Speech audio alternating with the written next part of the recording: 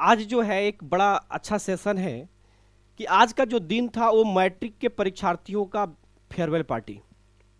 और उस farewell party में एक ऐसे गुरु जो मेरे भी गुरु रहे हुए हैं और ऐसे गुरुजन जो आज लगभग 25-30 सालों से बेतिया में एक बहुत ही अनुशासित शिक्षक के रूप में जाने जाते हैं और बहुत ही बेहतरीन तरीके से सभी बच्चों को मोटिवेट करते हुए उसकी ऊंचाइयों तक इनके पढ़ाए हुए बच्चे जो हैं, कितने सारे बच्चे आईएएस आईपीएस आज के दौर में जो है, आपको मैं बता दूं कि इस तरीके का गुरु मिलना बहुत मुश्किल है।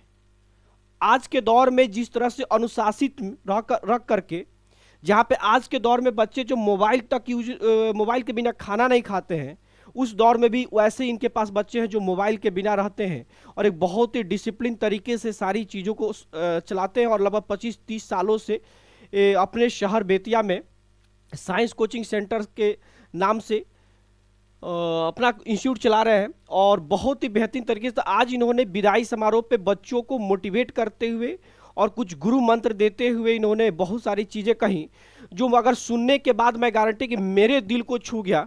और मैं शुरू से लेकर अंत तक के वीडियो को देखा तो मैं गारंटी है कि अगर आप भी सुनेंगे तो बीच में आप स्किप नहीं कर सकते, आप शुरू से अंत तक जरूर देखेंगे, क्योंकि उनकी वीडियो में, इनकी बात में, इनकी मोटिवेशन में वो चीज़ें हैं जो एकदम प्रैक्टिकली रूप से दिल को छू जाएगी। तो मैं चाहता हूं कि आप इनके वीडियो को देखें, आप इनकी मोटिवेशनल स्पीच को देखें और उस फेयरवेल पार्टी के कुछ दृश्य को देखें, क्योंकि आज के दौर में ऐसे शिक्षक मिलना और ऐसे गुरुजन मिलना बहुत ही मुश्किल है। तो और हमारी वीडियो अच्छी लगे तो चैनल को सब्सक्राइब कीजिएगा और वीडियो अगर पसंद आए तो इस वीडियो को अपने दोस्तों के पास भी शेयर कीजिएगा और उन विद्यार्थियों तक शेयर कीजिएगा जो लोग परीक्षा के दबाव और परीक्षा में प्रेशर नहीं झेल पाते। तो आइए हम देखते हैं सर की वीडियो। इस आधुनिक युग के अनुसार नहीं बदल सका। आज भी मोबाइल के लिए मैं लिखता हूं बच्चों को। आज भी मेरे यहाँ छात्रावास में मोबाइल पूरी तरह से बैन है और आज भी जो मेरी तरीका था, मुझे ऑफलाइन पढ़ाना है, बोर्ड पे पढ़ाना है, मैं आज भी उसी सिस्टम के अनुसार चलता हूँ, क्योंकि मेरा मानना है कि जिस दिन स्मार्ट बोर्ड लग जाएगा शिक्षक की स्मार्टनेस समाप्त हो जाती है। जिस दिन स्मार्ट बोर्ड लग जाएगा शिक्षक की स्मार्टनेस समाप्त हो जाती है। 4 बार बोर्ड पर मैथ बताने के बाद भी आप नहीं समझ पाते हैं तो क्या उस बोर्ड को लिख देने से आप एक बार में उसको समझ लेंगे? पीडीएफ देने से क्या उसको समझ लेंगे? इसमें एक बच्चा कहीं आया हो तो आज बैठा हो, इसके गार्जियन जब आए थे तो हमसे पूछे थे कि सर यहाँ ऑनलाइन क्लास चलता है, आप पीडीएफ देते हैं या कि नोट्स लिखवाते हैं? बोले हमारे किसी प्रकार का कोई ऑनलाइन सिस्टम नहीं है। तो जीवन में बदलाव का सबसे बड़ा कारण क्या है? वो है बनावट, सजावट और दिखावा। जीवन में परिवर्तन का मूल सबसे बड़ा कारण है, चाहे वो शादी ब्याह का हो, घर का हो या फिर जीवन शैली का हो, बनावट, सजावट और दिखावा। आप इस दुनिया के मखमूम में इतने खो गए हैं कि बनावटी बातें करते हैं। अपने आप को सजाने के बाद आप समझते हैं कि हम बहुत सुंदर दिख रहे हैं, बहुत अच्छे दिख रहे हैं, बहुत अच्छे हैं, और दिखावट को आप संसार देख रहे हैं। कर्ज लेकर के भी लोग दिखावा कर रहा है। तो ये दुनिया इसी में बदलते चली जा रही है, बनावट, सजावट और दिखावट के रूप में बदलते चली जा रही है। इन 3 चीजों के कारण, बनावट, सजावट और दिखावट के कारण ही आज इस मानव जीवन में गहरी गिरावट आई है। आपके शिक्षा स्तर में गहरी गिरावट आई है। आप शिक्षा तो ले रहे हैं लेकिन शिक्षा का स्तर दिन पर दिन गिरते चला जा रहा है। बच्चों को नंबर तो आ जा रहा है लेकिन वो किसी कंपटीशन में बैठने लायक नहीं रह रहे हैं। सरकार ने सुविधा ऐसी कर दी है कि सभी बच्चे पास कर जा रहे हैं लेकिन उनको ज्ञान किसी बात में नहीं रह रहा है। आप अपने ज्ञान को बढ़ाइए, शिक्षा दर बढ़ रही है लेकिन लोग शिक्षित कहां हो रहे हैं? आपका सांस्कृतिक मोरल समाप्त हो रहा है। आपका सांस्कृतिक मोरल समाप्त हो रहा है। आप अपने संस्कार का पतन नहीं कीजिए। पढ़ाई के साथ साथ संस्कारी बनिए, तभी जीवन में आप अच्छा कर पाएंगे। ये बहुत जरूरी है। आप कहीं भी आते हैं अपने शब्दों का बेहतर चयन कीजिए। अपने शब्दों का बेहतर चयन कीजिए, चाहे हम घर में बोल रहे हैं, अपने से बड़ों के साथ बोल रहे हैं, शिक्षक के साथ बोल रहे हैं, दोस्तों के साथ बोल रहे हैं, क्योंकि हम जो बोलते हैं और हमारी जो नजर होती है ये आपकी संस्कृति और संस्कार को दर्शाती है। इसलिए निश्चित रूप से आप बोलते समय शब्दों का भी चयन करें। आप अपने से बड़ों को, माता पिता को हमेशा खुश रखने की कोशिश करें। अपने व्यवहार से, अपने पढ़ाई से, अपने शब्दों से।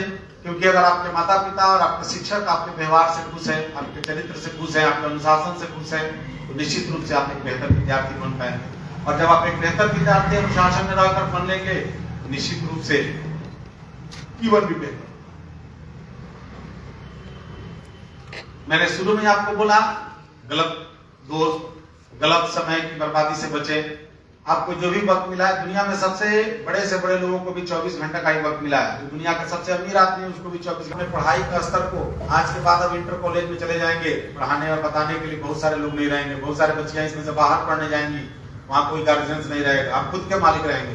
उठना, सोना, पढ़ना, ये सब कुछ आपका रहेगा। 10वीं क्लास के बाद बच्चों को जल्दी कोई पीटता भी नहीं है।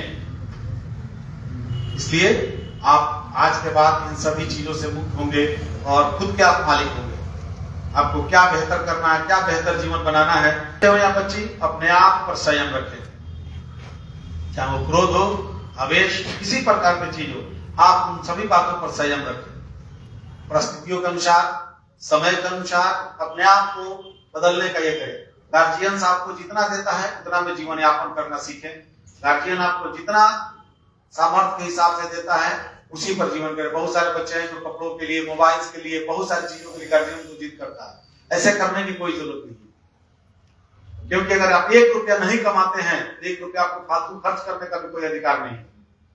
जितना में गार्जियन देता है उतना में आप बेहतर जीवन जीने का एक विकास तभी कर पाएंगे जिस प्रकार गति के लिए पैर चाहिए। गति करने के लिए पैर चाहिए, बिना पैर का आप गति तो कर नहीं पाएंगे। जिस प्रकार गति करने के लिए पैर चाहिए, उसी प्रकार प्रगति करने के लिए संस्कार और संस्कृति चाहिए। जिस प्रकार गति करने के लिए आपको चरण की जरूरत है, जिस प्रकार गति करने के लिए चरण की जरूरत है, प्रगति करने के लिए आचरण की भी बहुत जरूरत है। उसके बिना आप आगे नहीं बढ़ पाएंगे। ये इन सब बातों को आप ध्यान रखें। निश्चित रूप से आपसे कुछ दोस्त नाराज होते होंगे, मुझसे भी बहुत सारे बच्चे हैं जो नाराज हो जाते हैं डांटने पर, पीटने पर।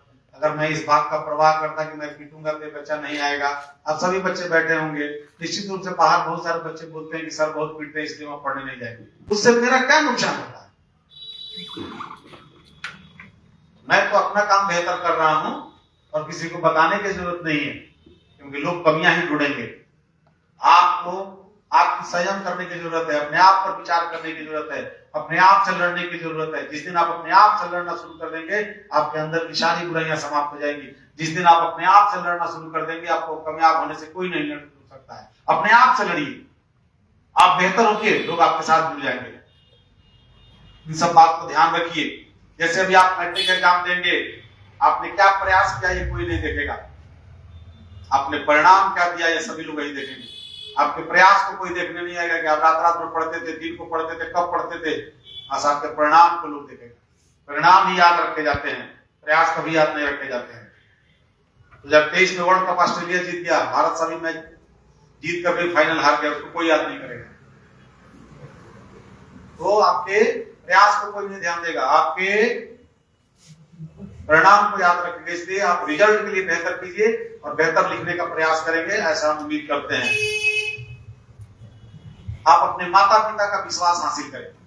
आप माता पिता का विश्वास हासिल करें, समाज और जिस मोहल्ले में रहते हैं लोगों का विश्वास हासिल करें, अपने से बड़े लोगों का विश्वास हासिल करें।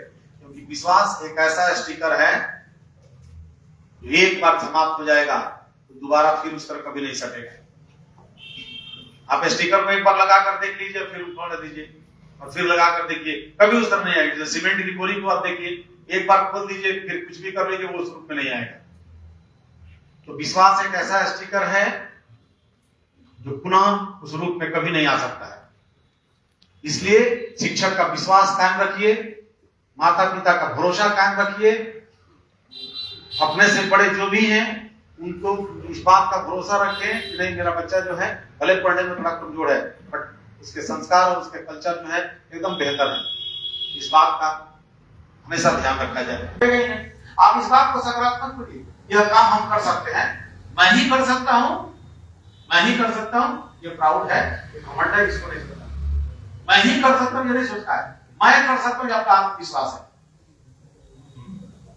और जिस दिन आपको समझ में आ जाए कि आपके लिए कोई, लेकिन उस गांव का एक बूढ़ा आदमी, मैंने शायद कभी आपको बताया होगा, एक बूढ़ा आदमी उसको बताया कि नहीं यही बच्चा उसको बचाया है। लोगों ने पूछा उससे कैसे, तो उसने बताया कि वहां यह बताने के लिए कोई उपस्थित नहीं था, यह बच्चा तुम यह काम नहीं कर सकते हो, और उसके पास जीवन में कोई दूसरा विकल्प ही नहीं था, इसलिए इसी बच्चे ने उसको बचाया है। जिस दिन आपको समझ में आ जाएगा कि यह काम ही मुझे कर करके अपने जीवन यापन करना है, जैसे कि पिता के न रहने पर 12 साल का बच्चा ही जवान हो जाता है, लेकिन पिता के रहने पर 30 साल का बच्चा ही रहता है, ठीक है ना। ये मान कर चलिए, पढ़ने का उम्र 25 साल, कमाने का उम्र 25 साल और खाने का उम्र 25 साल, इतना दिन अगर आपके डेट में कोई जिंदगी जी लेता है तो समझिए महाराजा है। मैंने अभी 2 दिन पहले 8th क्लास में बात बताया था, आप निश्चित रूप से अपने माता पिता का बहुत आदर करें, निश्चित रूप से अपने घर में जो दादा और दादी हैं उनके साथ ज्यादा समय बिताएं, क्योंकि आज के युग में मैंने क्या बताया आपको, बनावट सजावट और दिखावट की दुनिया आ गई है। इस कारण से सांस्कृतिक पतन हो रहा है, संस्कारों का पतन हो रहा है। इन सब बातों का भी ध्यान रखें। आप खुद अपने भविष्य के बारे में सोचें। आपके माता पिता ने आपको इतना सुनहरा मौका दिया है जीवन में पढ़ने के लिए और अच्छे कपड़े और अच्छे वस्त्र के लिए, आप आने वाले जनरेशन को क्या देंगे, इस बात पर आप विचार करते हैं। जिस दिन ये बात समझ जाएंगे कि पैसे कहां से आते हैं, समय की क्या कीमत होनी चाहिए, आपका जीवन बेहतर हो जाएगा। इन सब चीजों को भी आपको ध्यान रखना होगा। मेरी जो संस्था है, आप